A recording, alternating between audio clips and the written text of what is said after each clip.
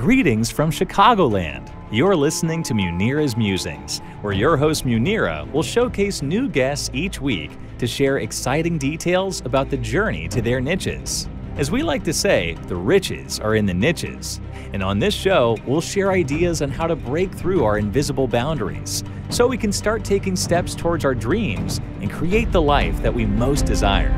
If you're passionate about impacting lives, then this podcast will give you some great ideas and equip you with the tools to quickly grow your business. Okay, let's get started with today's show. Here's your host, Munira. Greetings from Chicagoland. This is Munira, the Niche Navigator, coming to you live with another episode. Our guest speaker, our frequent flyer speaker, is Krishnaji here all the way from Bangalore, India. And he is a Cialdini practitioner as well as certified coach, just like I am. And we have been bringing to you in the past few weeks about a different segment each week on the pillars of Cialdini, pillars of influence. And the first week we talked about Cialdini and who he was, what he did, and why this was so important to him. The second week, we talked about reciprocity, we talked about liking, we talked about unity, we talked about authority. Last week, we talked about social proof. And this week, we are going to talk about commitment and consistency. Now, why is this important to us? So first of all, welcome, Krishnaji. Welcome to Munira's Musings. I hope all is well in India. But, absolutely. Perfect. Most people say that consistency or I can't commit, but I digress. I know that you can commit because I know you wake up every morning and you brush your teeth. That is commitment and consistency to your health. And the fact that you can brush your teeth every day is a good effort and is a good way to create consistency. But how do we learn more about consistency and how do we take this to the next step of our business? So let's dive in. What does Cialdini talk about in commitment and consistency? Oh, that's wonderful. If you look at it, what we discussed about earlier in the social science influence model, first three principles were on relationship. And the second two were about the authority, and the social proof were basically to reduce the uncertainty. In a business context, you would have built a very good relationship and you would have given a lot of proof and authority to say that your product or service is the best, but still people don't act on it. And that's where this consistency principle works very well. So just to define, consistency is that to behave consistently with what we have previously said or done, that is the best part of it, is how it is defined. Now, throughout our life, if you look at it, if somebody gives a commitment or some kind of agreement, then they don't want to go back. And I'm sure if I am coming here for this webinar, because I committed to you sometime back for the last so many weeks, but provided if I would have not come here, then I would have lost my reputation, I would have felt it. And the same way, all of us, when we commit something, we don't want to go back on this. What do you feel about this? Do you think there are many things that you do over a period of time, Munira? Right. Because this is a commitment to yourself. First thing, not to somebody else, but first to yourself. When somebody asks you to do something for them, then you have to figure out as a practitioner, if you can do it. And two, once you can do it, are you going to be able to do it? Because when I first approached you, Krishnaji, and I said, let's do the principles, we talked about 7 weeks, but we realized it wasn't 7 weeks. It was going to be a little longer.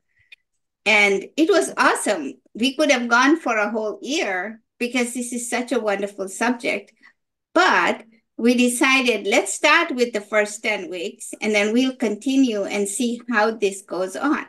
But this is a different segment for Munira's Musings because we've never done this kind of a study before. In the past, I've always had a guest who always told me about their practice and their journey to their niche, but we've never had anybody do this study before.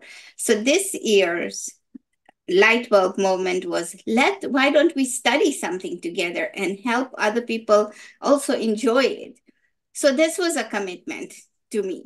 Yeah. But the commitment to myself is every Thursday I'm going to show up regardless of if I'm sneezing or if I have a sore throat or whatever.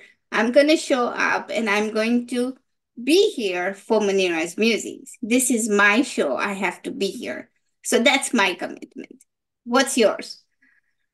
Obviously, that's wonderful. When we started this journey, we were not aware about how we are going to go ahead. But once we committed that every Thursday it is for our participants that we are going to dedicate 20 minutes, 30 minutes, then we prepared so well.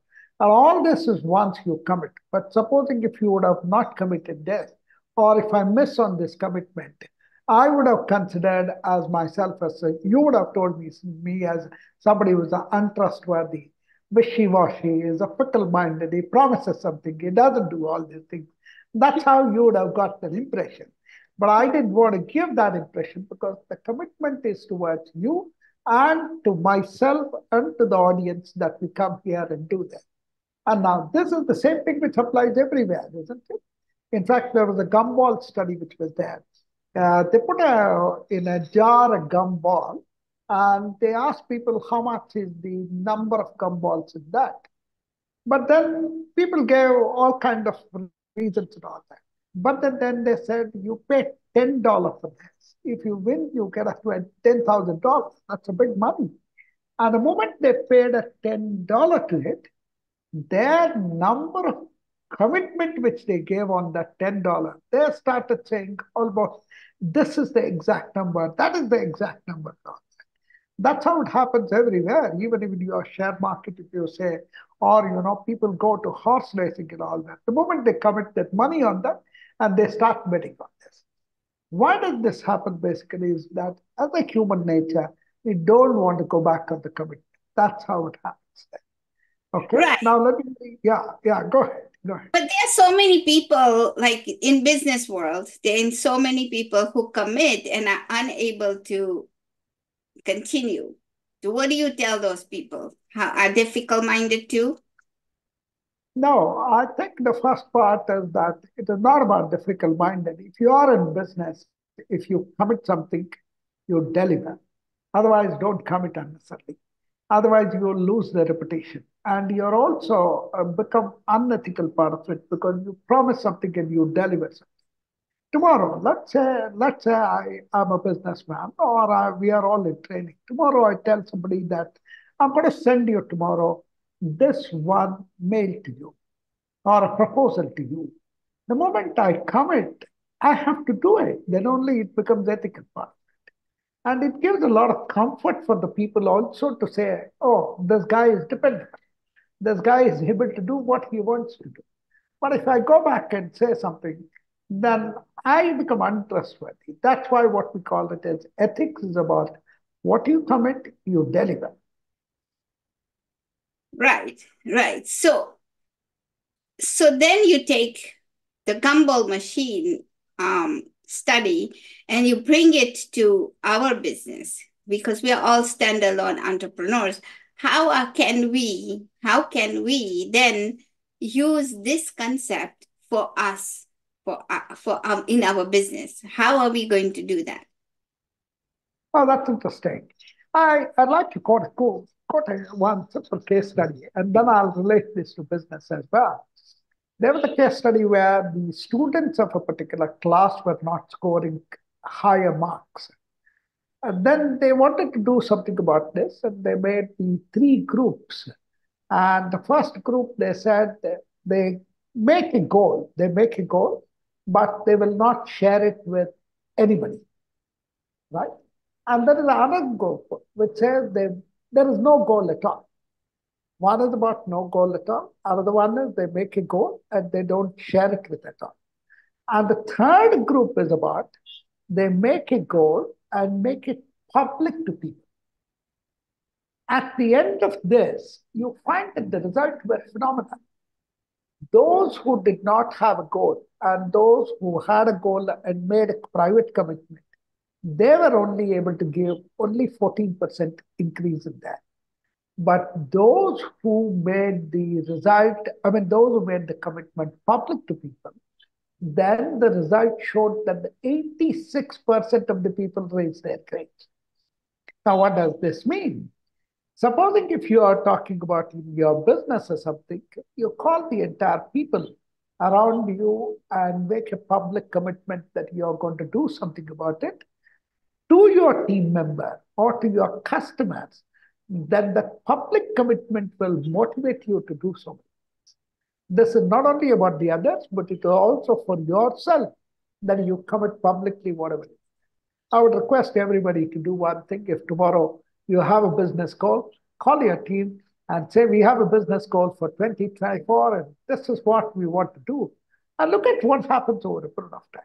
This is one of the things that I suggest when you compare to Gumball to our business itself. What do you say? What do you say, Munira? In fact, you and me got a commitment like this, public commitment, when we are posted on the group that we are going to come on this day. And that's why we are coming here. That's the No, psychology. it's true. It's true because a commitment has to be kept, right?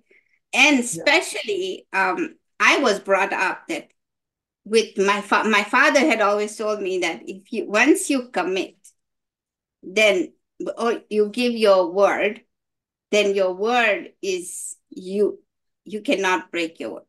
And that's how he conducted business. You know, when he went into a business and he had his own business, when he walked into sales and he talked to different people, when he was there, when he gave his word, then his word was his. It was like, I know what to say it in different languages, but it was etched in stone. There was nothing you can do to break his word, I mean, unless death showed up, but he made sure that his word was good. And that's how people did business in the long time ago, right? He's gone, but at that time when I was growing up, I saw him doing business that way. So then why is it that we are so afraid to give our commitment? I know when I was doing a sales class with my mentor, and I had to give my proposal, he told me, he says, when you give them a proposal and ask them, what do you have to lose? You're going to get this sales class. And if things don't change, then I'm ready to give you my money back. He believed in this sales process so well, and he taught it to us so well that it was amazing. Then when I went in and I talked to my customer and I told them that I will, okay, you give me the check, I'll take the check. But if nothing changes in the next 5 weeks, then I'll give you your money back, 100% guarantee. And That's fantastic. and they were like, you mean? And I said, look, you have to do your part. You have to do your part. You just can't come and say, I'm not going to be able to do it.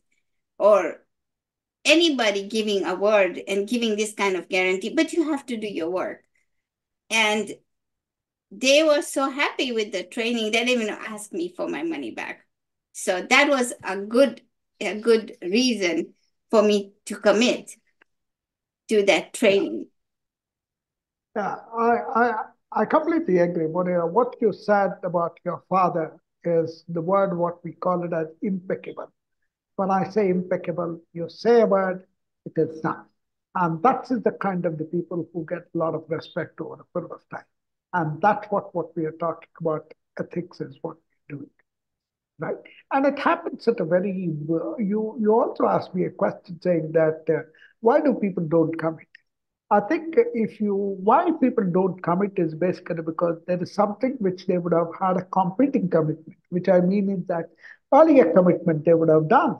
And that's why they hesitate to give a commitment. Or when they don't know how to fulfill that, that's how they will do it. I'll give you definitely one more example was there on this is for those people who are in the business. This is about the Gordon Sinclair restaurant in the Chicago. Many people used to book the table and they used to cancel the show. It was about almost about 50% of the people, they never used to come. Then the receptionist who was there, who was taking the book, was that, I mean, it was about 30 to 50% which was there. And she used to say at the end of the booking, she used to say one word saying that please call if you have to change or cancel your reservation. This is what we call it as only making a statement to somebody or requesting, saying that please do call and all. But there is no commitment. But then the Gordon Sinclair, they made a one small change. And the change brought in the no-show rate to 5%, less than 5%. That statement was very simple. Will you please call if you have to change or cancel your reservation? The moment when that was said, if the other person says yes, that means that he has committed.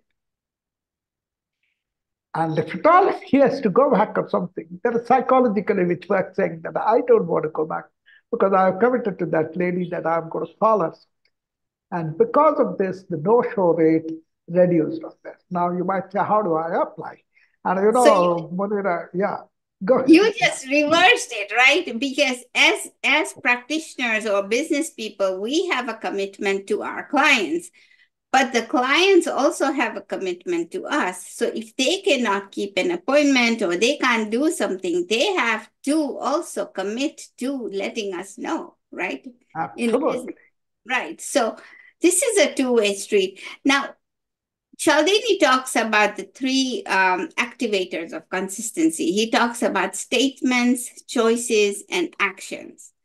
Yeah. So give us some light on that. Yeah, but that's interesting what you say about the choices. Throughout the world, people love to buy. People are buying currently. And if you go to mall, people are buying. If you go to airport, people are buying. People are buying a small item from $10 to even $1 to even some million of dollars. Deals are happening. Everything is happening there. If you would have observed very closely, uh, everybody loves to buy. Everybody enjoys to buy. Okay. But nobody want to be sold. Nobody want to be sold. Okay. If you a little bit in your sales conversation or something, little bit if you give a push and the customer will back out and he observes, and that's where the people will move. But then how do you give this freedom for people to do the choice of what they want to do? People want to buy, isn't it? And that's why there was a 42 separate studies were done using this just a 5-letter word. And that was able to get 100% increase in the agreement. I'm sure the people who are listening here would be very, very curious to know what are that 5 words. And I'll tell you what is that 5 words, and then I'll tell you how you can apply. Okay. Those 5 words were, it's up to you to decide. Oh, okay. If you say like this to people, you are giving a freedom for people to decide what they want to do. Now you might have many things which is there. Don't give that push attitude to customer. Tomorrow, if you make a presentation to him and say, give her 2 choices and say, it's up to you to decide based on your requirement, which would be fine for you. Right? And you can also give, even in the appointment, even in the appointment, you can always say, let me look at my calendar. One is at 10:30 and another one is at 4:30. Which one would you like to choose? Again, you're given a choice to the people to commit on that. That's how they would be able to commit. Right, And right. I'm sure, Monira, you know that wonderful tool which is there, Calendly. And Calendly became so famous basically because they gave a choice for people to choose what they want to do on the timings part of it. And that's why when you send a Calendly link, you get a lot more amount of the time, the acceptance by the people. And you will see that people also don't miss because they're committed for their time. So that's the power of choices, and that's the power of all that. So now, how do you infuse this principle into commitment and consistency into our business? Do we as business people have to commit and say, I'm going to show up and do a Facebook Live every Saturday, or I'm going to do that, and then show up and do it? Yeah, there are two things. One is that we have to commit for ourselves what we do, and that's how. But as business people, as a sales professional, as a people who are actually interacting with the customer, it's always good to see the entire sales process, what you do, and what are the small micro commitments that you can take during the stage of the sales cycle. When I say micro commitment, is the first one is that when you take an appointment first time, it's a simple appointment. Can we get on for a call? That's an opinion. And once you understand this, you ask for you make a summary and say, is my understanding right? Would you like to change something? That's a commitment that you're getting one. And then at the end of it, if you want to send a presentation, then you can say, I'm going to work on this presentation. But once I send the presentation, will you give me a time to explain this presentation? It's a third commitment that you're taking. And in fact, I made one more call recently. I told the customer, he said, I've got decision maker and the committee to decide. I said, that's fair enough. We have had a meeting. You like it. I like it, everything. But will you give me a commitment that before you say no to me, one meeting with your decision maker? Right. They're a little hesitant to give. Then finally he said, okay, I give a commitment. Before we decide, you'll have a meeting with the decision maker. Now, I don't have to go back on this, correct? And he will come back to me. And I said, okay, what is the next step? Will you come back to me or I have to come back? He said very clearly, I will come back to you after a week.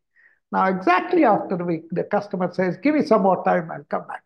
Now, it's left to him. These are some micro commitments that you can take before you get the big yes, as what we say. Okay, got it. So, ladies and gentlemen, this is amazing, right? Commitment, consistency. You have to show up. That's one thing. But also give your customer the chance to show up and commit, because it's a two-way street. Don't worry. On behalf of Munira, as you said very nicely, it is about how you know these principles and how do you apply this various situation. That is the key to that. We have covered about the first one, introduction to 6 principles now. And the 7th principle is going to be very, very fascinating case study. This is a lovely case study. I say by changing one word, there was an increase of 150% more increment. What is that word? What is the science behind it is what we are going to give in the next session. That's on next Thursday. It's on the scarcity principle as what we are going to use. And that is going to be very exciting for all of you. We invite you to join for the next session. And that's what we want to say. Yeah, we are going to talk about scarcity. That's kind of the last principle, but we will come back and talk to you about bringing it all together. So we'll see you next week at the same time, same place. And until then, take care of yourself. Bye, everybody. Yeah. Thank you so much. Thanks for listening to another episode of Munira's Musings. We hope that you found today's conversation inspiring and useful so that you can continue making progress towards mastering your own niche. Please tune in next week for another episode, and in the meantime, you can follow us on social media at Munira's Musings on Facebook and leave us a review wherever you're listening to podcasts. Thanks again, and we'll see you next time.